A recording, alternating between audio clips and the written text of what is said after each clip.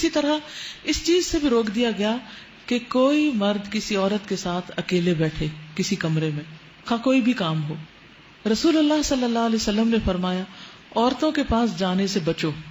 اس پر انصار کے ایک صحابی نے عرض کیا یا رسول اللہ دیور کے متعلق آپ کی کیا رائے ہے، بردر ان لا جو ہے. آپ نے فرمایا دیور یا سسرالی رشتہ دار تو موت ہے، یعنی یہ نہیں کہ سب گھر والے چلے جائیں اور دیور بھابھی اکیلے گھر میں رہ جائیں، یہ پسندیدہ نہیں. رسول اللہ صلی اللہ علیہ وسلم نے ممبر پر کھڑے ہو کر علل اعلان سب کو فرمایا کوئی آدمی آج کے دن کے بعد کسی عورت کے پاس جس کا شوہر موجود نہ ہو نہ جائے، یعنی ہسبینڈ کی ایبسنس میں کوئی مرد کسی عورت کے پاس نہ جائے.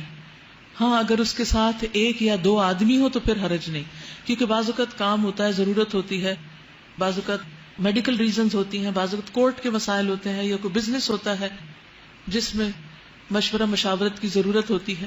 تو ایسی صورت میں کیا حکم ہے کہ اگر ضرورت پڑے مرد کی کسی عورت سے بات کرنے کی یا اس سے کوئی کام ہو تو 2-3 مرد اور بھی ساتھ ہوں، اکیلی عورت نہ ہو. جیسے آج کل ہمارے دفتروں کا کلچر بن گیا ہے، ایک لڑکی ایک لڑکا بیٹھ کے کام کر رہے ہیں، ہنسی مذاق چل رہا ہے، گپ شپ ہو رہی ہے، اسلامی لحاظ سے بالکل ممنوع ہے. آپ نے فرمایا کہ شیطان انسان کے جسم میں خون کی طرح دوڑتا ہے، تو شیطان جہاں موجود ہو وہ مرد اور عورت کا دل پاک کہاں سے رہنے دیں گے. تو دلوں کی پاکیزگی بھی ضروری ہے. ذالکم اطہر لقلوبکم وقلوبہن، یعنی کوئی یہ نہیں کہہ سکتا کہ ہم کون سا کوئی برا کام کر رہے ہیں، کیونکہ انسان بظاہر اچھا کام کرتے ہوئے بھی اگر اپنے دل پہ پھر قابو نہ رکھ سکے اور انجام کار میں کہیں برا کر بیٹھے تو پہلے سے ہی حد بندی کر دی گئی، سد ذریعہ کر دیا گیا کہ جس ذریعے یا جس راستے یا جس دروازے یا جس ونڈو سے حرام تک انسان جاتا ہے وہ ونڈو بند کر دی جائے. آپ بچوں کے ساتھ ایسا نہیں کرتے کہ اگر آپ نے کوئی ایسی چیز رکھی ہو کہ جس میں آپ کو ڈر ہو کہ ہاتھ ڈالیں گے یا خلل اندازی کریں گے تو آپ کیا کرتے ہیں؟ دروازہ ہی بند کر دیتے، لاک کر دیتے، چیز کو اوپر رکھ دیتے جہاں ان کا ہاتھ ہی نہ پہنچے.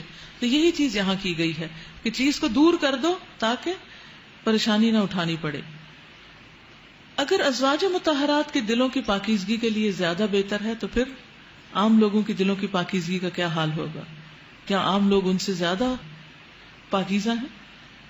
تو پردے کا اصل مقصد کیا ہے؟ قلب و نظر کی طہارت اور عصمت و عزت کی حفاظت، کیونکہ عورت کی عزت و عصمت بہت قیمتی ہے. عورت بہت پریشیس ہے، وہ مردوں کے لیے کھلونا نہیں.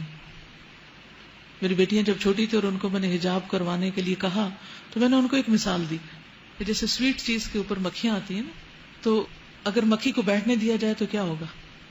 گندی ہو جائے گی، وہ چیز کھانے کے قابل نہیں رہے گی، بیکار ہو جائے گی. تو اسی طرح ایک عورت جو ہوتی ہے نا بہت سویٹ چیز ہوتی ہے، اور مردوں کی نگاہیں جو نا مکھیوں کی طرح ہے. تو آپ نے اپنے اوپر نہیں بیٹھنے دینی، آپ نے اپنے آپ کو ان سے بچا کے رکھنا ہے. وہ صرف اتنی بات تھی، بات سمجھ میں آ گئی کہ ہاں واقعی ہم کیوں اپنے اوپر مردوں کو نگاہیں ڈالنے دیں. تو پردہ کرنا بھی آسان اور اس کا مقصد اور طہارت جو قلب و نظر کی اور ویسے بھی عزت و آبرو اور عصمت کی حفاظت وہ بھی اس میں موجود. تو کسی بھی طرح سے آپ اگر یہ سمجھیں کہ اللہ تعالیٰ ہمارے لیے ہماری ماؤں سے بڑھ کر ہم سے محبت کرنے والا ہے تو وہ احکامات ہمیں کیوں دے رہا ہے؟ وہ ہمیں پروٹیکٹ کرنا چاہتا ہے. حجاب عورت کی پروٹیکشن کے لیے ہے، عورت کی حفاظت کے لیے ہے، عورت کو بہترین مقام دینے کے لیے ہے. حجاب عورت کو مردوں کے ہاتھوں کھلونا بننے سے بچاتا ہے.